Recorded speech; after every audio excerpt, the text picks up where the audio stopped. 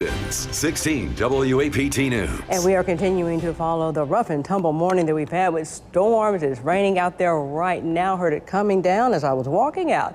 Meteorologist Christina Kay. Okay, you've had a very long morning. We send things over to you right now to get the latest on the next round.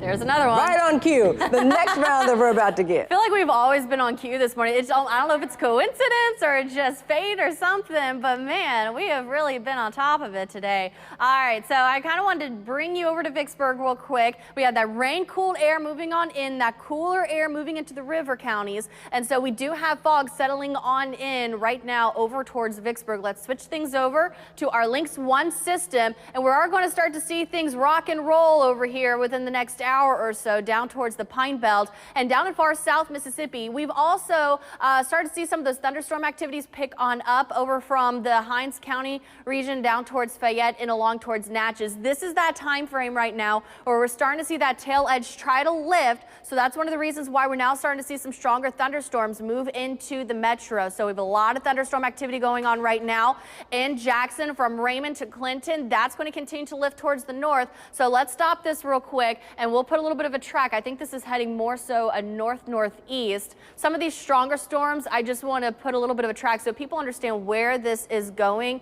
These are moving towards the northeast around 35 miles an hour. So within the next 10 minutes or so, we're looking at McRaven over towards Green Acres, East Haven, Metro Center Mall area, and Meadow Oaks. Other areas from Ridgeland to Madison, Reunion, Lake Caroline, Cynthia, Hope Springs, Green Crossing. Again, this is just some stronger thunderstorms that are moving on through that has a lot of rain and a couple of lightning strikes, but some of those lightning strikes have been picking on up. It's not just that one cell in the metro.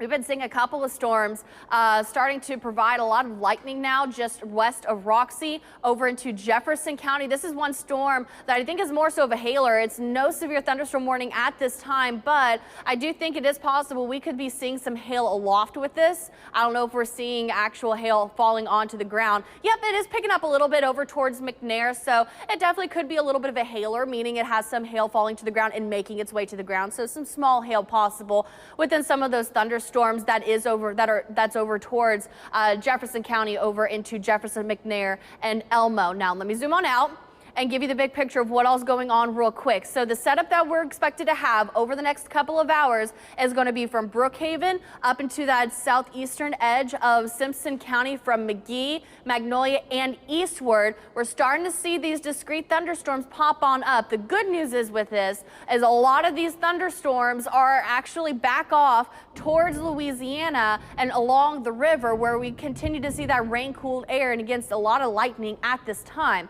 But this area, even though it's a lot of heavy rain and we're getting some of those signatures, a little bit of some like bowing or that little bit of a hook where those thunderstorms try to shear as they move north, we're not seeing any lightning associated with this. So they're not strong enough thunderstorms. They're not strengthening just yet, but we're now starting to see some of those storms out ahead of that line, moving into that favorable environment. So this is going to be an area we're going to have to keep track of very, very carefully over the next couple of hours. Let's switch things over to our Lynx 2 system and then we'll send it back over to Aaron. So here's when it comes to the rainfall totals. We mentioned that we're going to have flash flooding as a threat across parts of central Mississippi. Well, that tail edge of the cold front just rode on out around from Wilkinson to Adams County over towards Fayette and just right along Wesson to the point where we have had rainfall totals down in this area to around 4 to almost 8 inches of rain in these isolated locations. We did have one report in Wilkinson County of a road being impassable, but that is the only report that I've seen when it comes to flooding as a main issue in impassable roads at this time. But again,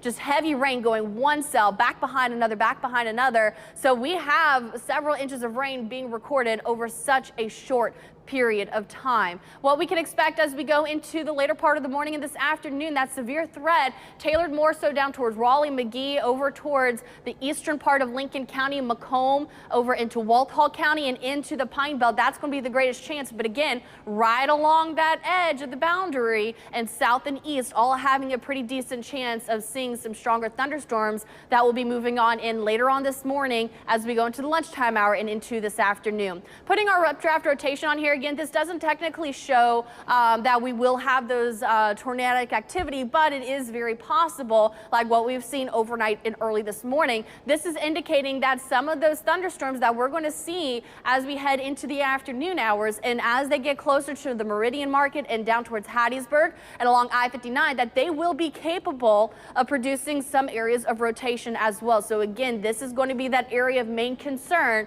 going into the next couple of hours. If anything changes or updates, we will be sure to let you know. But for right now, I'm going to send things back over to Aaron at the desk. Aaron. All right, thank you so much, Christina. All right, we saw damage in several areas of the metro this morning, from Pelahatchie at a chicken plant to Madison County, several areas in the Farm Haven area and throughout. We have 16 WAPT's Grayson Gordon, who is live in Canton right now to show us some of the areas up there that were damaged. Grayson. Aaron, we've really been monitoring conditions out here in Canton all morning, but something that's really concerning before we look at that damage is what you're looking at right here. And that is lots of standing water already here, and it's still raining outside right now. Now, Canton is one of Madison's most flood-prone areas, so we are going to be watching that and monitoring that as we keep on going through the day. Now, take a look at this video we have from earlier.